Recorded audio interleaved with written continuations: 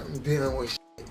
I'm dealing. That contrast right there, that massive distance between what he described as 300 million on one side and barely 10,000 on the other, wasn't just a dramatic line for effect. It was, in many ways, the entire situation boiled down into a single striking image. In those few words, he captured the emotional weight of what he felt he was up against. It symbolized not just a financial gap, but a power gap, an influence gap, and a control gap that he believed defined his entire position in the industry. To him, it represented two completely different worlds colliding, one built on inherited leverage and another built on raw survival instincts. As he continued laying everything out, the desperation in his tone didn't fade, it intensified. You could hear the strain of someone who felt like he had already sacrificed more than most people ever would just to reach the point he was standing at now. He talked about the years he lost, the risks he took, the situations he endured, and the price he paid mentally and physically to build his name. None of that, in his mind, matched the reality he was facing now, where despite all that effort, he still didn't feel fully in control of his own destiny. That disconnect is what seemed to hurt him the most. It wasn't just about money or fame. It was about ownership of his work, his time, and his future. What really made his words stick with people listening was the sense that he wasn't speaking from arrogance or entitlement. He sounded exhausted, like someone who had run a marathon only to realize the finish line had been moved further away. The more he explained what he believed he had given up to get there, the clearer it became that, in his perspective, the stakes were never small. Every decision he made carried weight because he wasn't just thinking about himself. He was thinking about responsibilities, expectations, and the pressure of knowing that if things went wrong, the consequences wouldn't just land on him alone. I'm dealing with who they daddy worth 300-something million dollars, bro. The bond between Finesse2tymes and Honeycomb Brazy was unmistakable in its early stages. From the first exchanges, it was clear to everyone watching that this was a rare connection, born in the harshest of environments, the prison system. Two street-hardened rappers from the South, each with a story marked by struggle and survival, found in each other someone who truly understood what it meant to fight for every inch. This wasn't manufactured friendship for social media likes or clout. It was respect earned through shared hardship. They trusted each other with personal experiences, ambitions, and even family responsibilities, something rare in an industry where loyalty is often transactional. Brazy didn't just offer words of support. He showed it materially, even while confined. Reports indicated he turned down a 40,000 feature opportunity with Moneybagg Yo because he was committed to backing Finesse, ensuring that when Finesse stepped out, he had allies who genuinely cared. Beyond that, he also reportedly sent 1,500 directly to Finesse while he was incarcerated, a gesture that may seem small in the mainstream world, but in prison culture, and given their financial realities, carried enormous weight. It wasn't just money, it was solidarity, it was respect, it was loyalty verified by actions. Finesse recognized it instantly. He knew that such a gesture was priceless because it symbolized a bond built on shared struggle and mutual understanding. My mama and dad ain't never been worth 10,000. Wack 100 took the conversation even further, questioning the actions of the Prince family and openly challenging the silent power structures in Houston's music scene. He made it personal, refusing to stay quiet about the ways individuals were being manipulated, threatened, or pushed into public conflicts for the benefit of a label that controlled everything behind the scenes. His statements resonated with a community long aware of the Prince family's influence, but often too intimidated to speak openly. Wack's interventions highlighted the contradictions every artist faces: loyalty to the culture, survival in a cutthroat business, and navigating the moral gray areas that arise when family legacies and generational power intersect with street credibility. Did all this: rob, kill, stole, deceived, fought, died, lied, just to be right. You got me. That moment of reflection ultimately became the foundation for understanding everything that happened next. Because once you step back and look at the full timeline, the deal, the tension, the emotional live streams, the public accusations, the viral footage of J. Prince Jr. and Finesse2tymes clashing doesn't look like a random altercation anymore.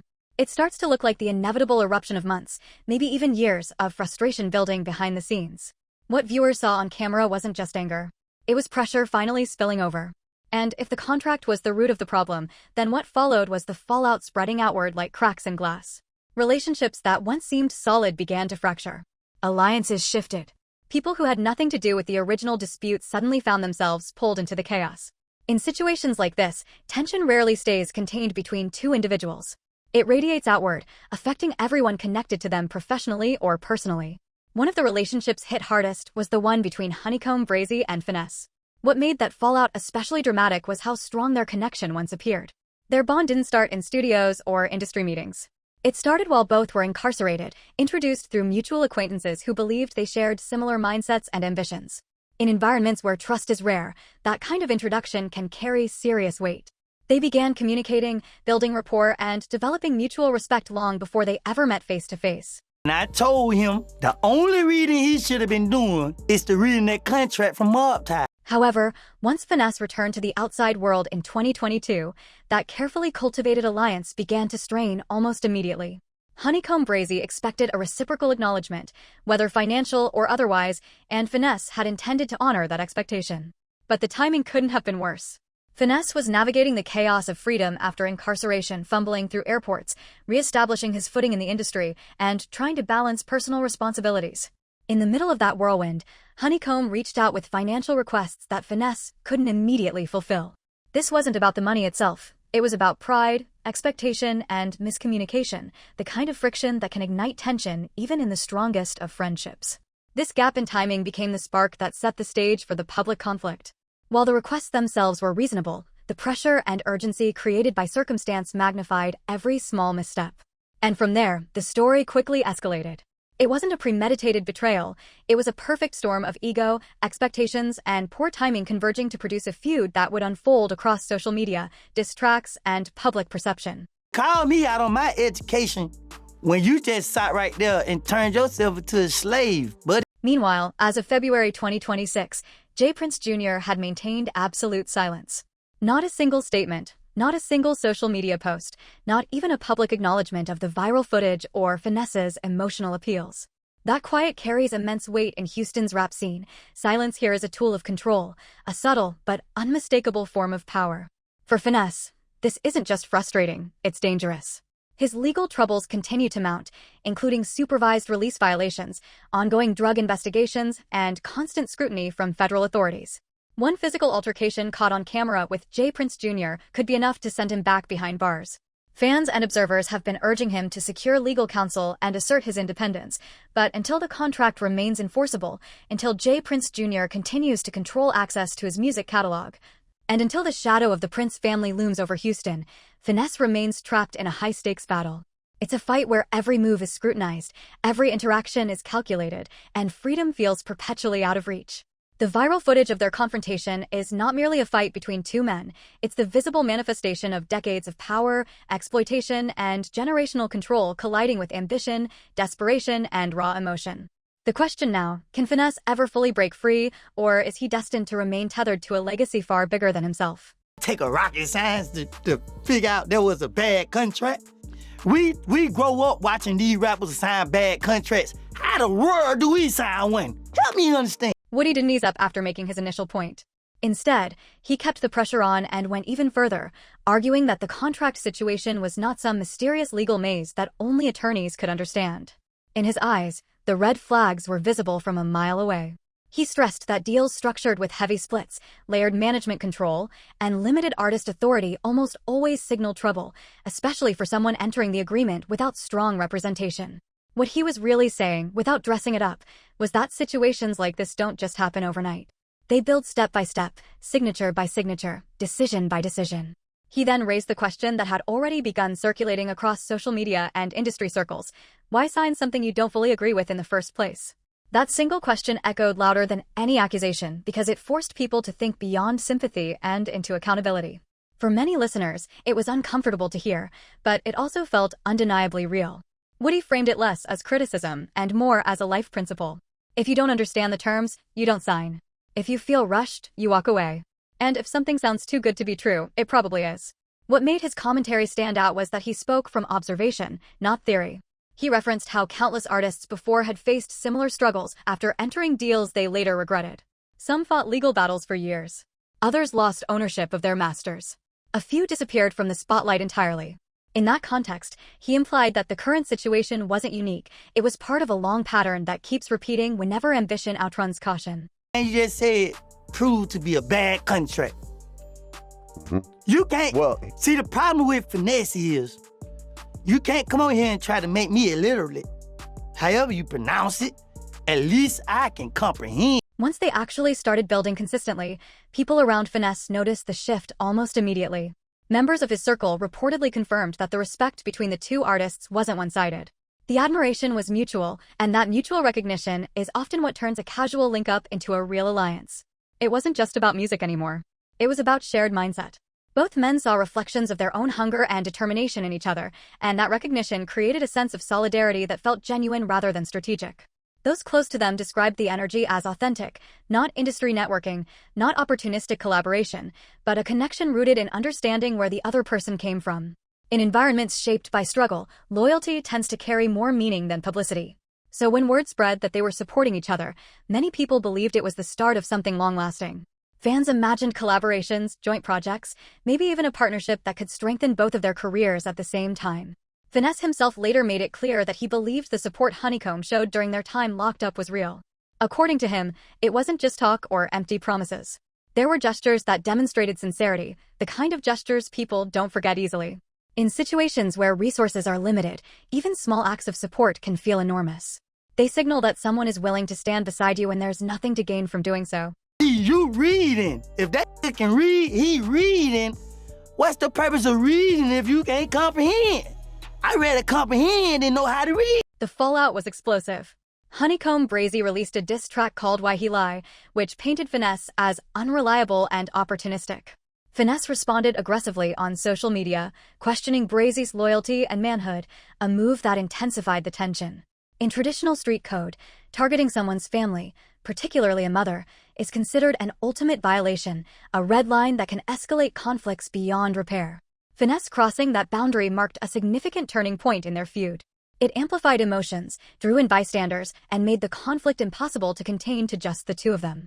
Compounding the situation, snitching allegations emerged, suggesting Finesse had informed on Brazy's activities to the authorities. While Brazy eventually recanted these accusations after reviewing his own records, the damage to trust had been done. Public perception began to fracture, friends were forced to pick sides, and a partnership rooted in prison loyalty now teetered on the edge of permanent collapse. The complexity of these dynamics highlighted how easily external pressures can dismantle even the most genuine alliances. Shoe, and when I used to rap on the dough and shit, and it's like, man, you know Honeycomb from Alabama? I'm like, nah, man, but you like the third. Those words hit with the force of a freight train once you really sit down and process everything surrounding them. When you place that statement back into the full context of his life story, it stops sounding like exaggeration and starts sounding like a confession pulled straight from pressure and pain. Here's someone who came from the absolute bottom, someone who faced incarceration more than once, someone who went through situations most people only hear about in cautionary tales. He fought through all of that believing that if he just kept pushing, kept grinding, kept sacrificing, one day he would finally be in control of his own future. Instead, from his point of view, he ended up in a position where the real authority over his career still sat in someone else's hands. What made it sting even more in his eyes was the belief that the people holding that authority hadn't taken the same road he had. In his mind, they didn't carry the same scars or memories of struggle. He saw them as individuals who stepped into influence through legacy and inheritance rather than survival and sacrifice. Whether that perception was fully accurate or not didn't really matter emotionally, because to him, that was the reality he felt. And feelings like that can weigh heavier than facts when someone is already under pressure. The situation also tapped into a long-running narrative that's floated around industry conversations for years: stories, accusations, whispers, and rumors about powerful figures and how they handle business. Some artists in the past have spoken publicly about difficult experiences, and those stories have circulated widely online, adding fuel to an already intense atmosphere of suspicion and mistrust. Over time, that kind of reputation, whether proven, exaggerated, or misunderstood, can grow into something almost myth-like, where people start to believe there's an invisible force protecting certain names and punishing anyone who challenges them. He even claimed at one point that he was willing to go to extreme lengths just to regain control, offering major creative output and making serious proposals just to break free from the situation he felt trapped in. By that stage, it didn't sound like a negotiation anymore. It sounded like someone trying to buy back their own freedom. And when a person starts talking like that publicly, you know the pressure behind the scenes must feel unbearable. Niggas see like Honeycomb from Alabama, they're like, yeah, man, check him out when you get out. Ooh, you get out, man, he hard, man. You will really like him, man. You remind me so much, honey. Y'all just like. Naughty didn't pull punches either. His commentary cut through the layers of social media noise, dissecting the narrative of Finesse versus Honeycomb Brazy and exposing the deeper, almost invisible forces behind the feud. He pointed out that while the diss tracks, public insults, and accusations dominated timelines, the true orchestrator had been the label all along, the entity that positioned both artists to clash while keeping ultimate control firmly in its hands. By late 2025, however, both Finesse and Honeycomb reportedly recognized this manipulation. They understood that their energy had been wasted battling each other, while the real exploitation continued unchecked. Sources like BWA Kane confirmed the reconciliation, noting that both artists had a candid phone conversation about growth, accountability, and ending the unnecessary conflict. The lesson was profound. Sometimes, the biggest battles aren't with the people in front of you, but with the invisible forces dictating the rules behind the scenes. Even as the beef cooled, the environment around them remained volatile, with other figures like Wack 100 publicly criticizing J. Prince Jr. and ongoing allegations fueling tension across the hip-hop community. So when I got to Atlanta, Jail House, they had phones. So I was seeing it. So this the Honeycomb nigga they was talking about. So I reached out to him. At the very beginning, the connection between them wasn't even based on familiarity. Finesse had reportedly never heard of Honeycomb when people inside first mentioned his name. Fellow inmates kept bringing him up, describing a rapper from Mobile who was gaining traction and making noise despite his circumstances. At first, it sounded like just another name in a long list of artists trying to break through. But the persistence of those recommendations eventually caught his attention. When multiple people independently tell you someone is worth watching, curiosity naturally follows. Things shifted once Finesse was transferred to a facility in Atlanta where phone access was available. That small change made a huge difference. For the first time, he could actually listen to the music everyone had been talking about. Hearing it firsthand transformed abstract praise into something tangible. Instead of relying on second-hand opinions, he could judge the talent himself. And according to his later recollections, it didn't take long for him to understand why so many people had been hyping Honeycomb up. That moment marked the real beginning of their connection. Music became the bridge that linked them, and from their conversations started flowing more naturally. They talked about goals, struggles, and what they planned to do once they were free. In environments where time moves slowly, those conversations can become surprisingly deep. Weeks turn into months, and discussions that start casually can evolve into genuine bonds. For them, that bond formed before fame, before money, and before public attention complicated everything. Listeners who later learned about this origin story often found it striking because it contrasted so sharply with what came afterward. The idea that two artists who once built a relationship through shared struggle could eventually end up at odds added a layer of tragedy to the narrative. It showed how quickly circumstances can change once outside pressures enter the picture. Success, expectations, and business complications have a way of testing even the strongest connections. And as their story unfolded publicly, many people began wondering whether their fallout was truly inevitable or whether different choices at key moments might have kept that early loyalty intact. He with me, so I reached out, I seen it. You know what I'm saying? My guys and shit, they were like, bro, what you, like, he always posting shit.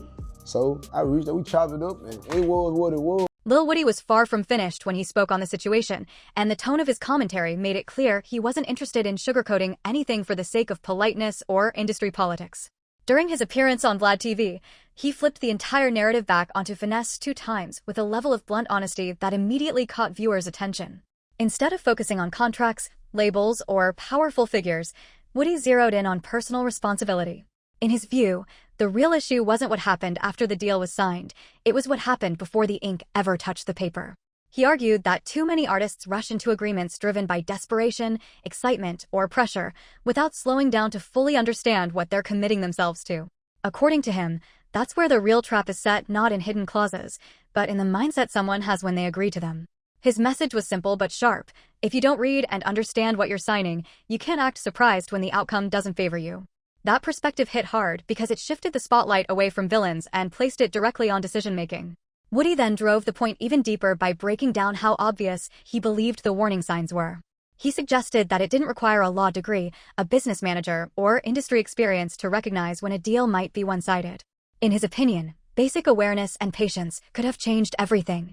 He spoke like someone who had seen similar stories play out before, artists chasing opportunities so fast that they never stopped to ask what it might cost them long-term.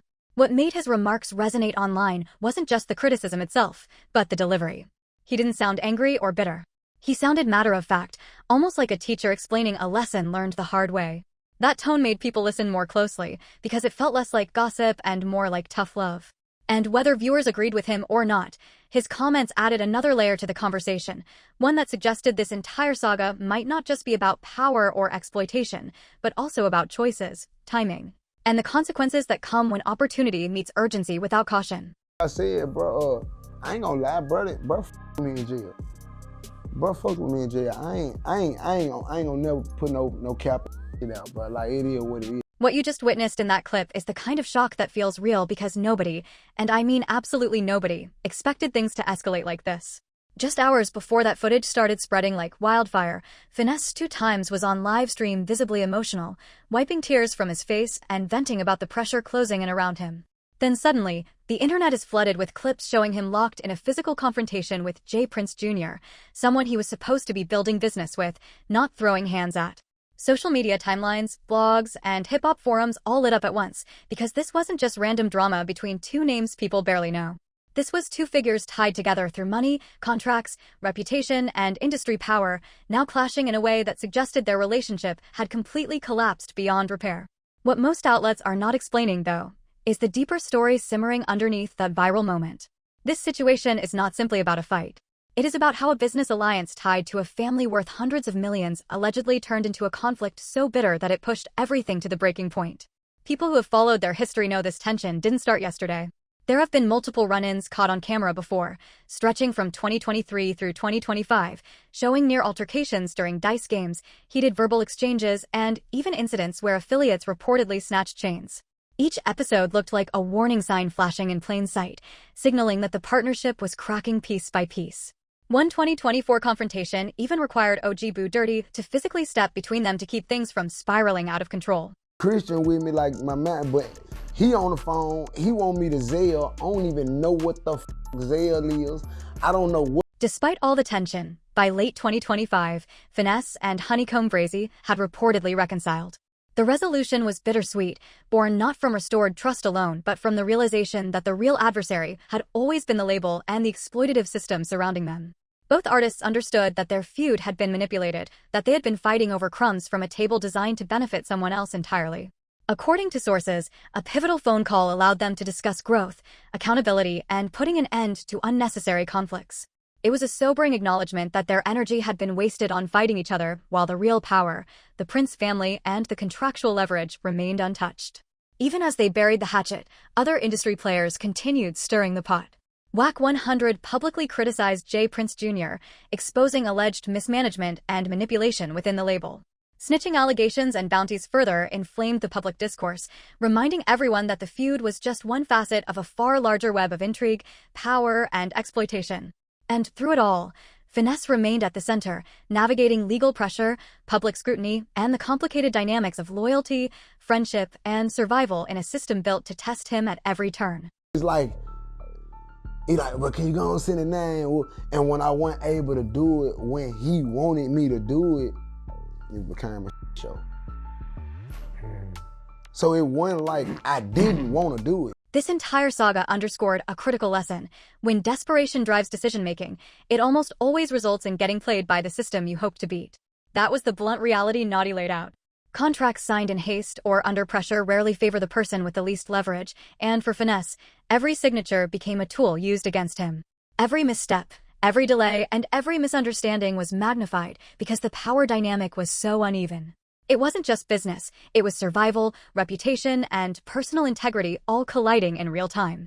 The misalignment between expectation and reality created ripples that extended far beyond the individuals directly involved. Collaborators, friends, and even casual associates found themselves swept into a cycle of conflict, misinterpretation, and public scrutiny. It became painfully clear that the industry, the contract, and the social dynamics around it were a single, interconnected web where one wrong move could have cascading effects. For Finesse, every decision, every interaction, and every public appearance became a balancing act, navigating both personal loyalty and professional survival. What's weird is, yeah, you had the situation where Honeycomb Brazy was saying mob ties. He was like, and he was staying loyal to Finesse2tymes while he was locked up. And he turned down the bag for Moneybag Yo, like you said, right? The discussion escalated when the host pushed back on the optics of WAC 100 statements, creating a tense exchange that exposed the inherent contradictions of the hip-hop world. The snitching narrative, loyalty codes, and public perception all collided in real time. Everyone understood the stakes. Being labeled a snitch could have real-world consequences, both socially and legally. At the same time, ignoring abuses of power meant perpetuating the same cycles that trapped artists like Finesse. The conversation revealed just how difficult it is to navigate a culture that simultaneously idolizes toughness and punishes vulnerability. And everybody right now, Whack 100 got a clean slate. If you out there doing foul, crooked shit, leave me alone. I will expose you. I am an exposer. So if you knew that I was trafficking heroin, you'd be happy to get me caught up? Let that sink in for a moment, because what he was really doing in that statement was not just venting emotion. He was painting a contrast so sharp that you could practically see the divide he was describing. On one side, he talked about the people who control his career, the ones holding the keys to his music, his releases, his opportunities, and ultimately his financial future. He described them as individuals born into generational wealth, raised in environments where money, power, and industry connections were already part of the foundation before they even had to prove themselves.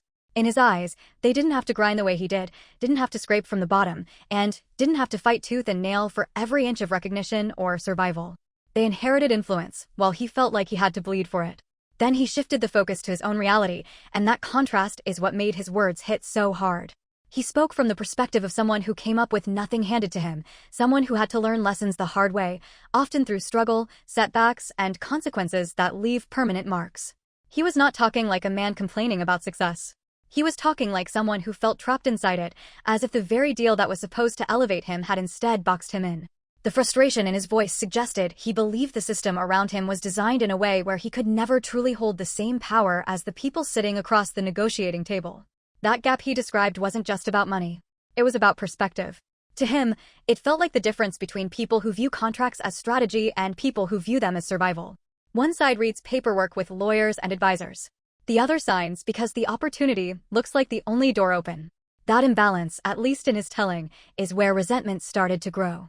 Because once someone realizes they are operating on a completely different playing field than the people they trusted, every conversation starts to feel loaded, every decision starts to look suspicious, and every silence starts to sound like confirmation that something isn't right.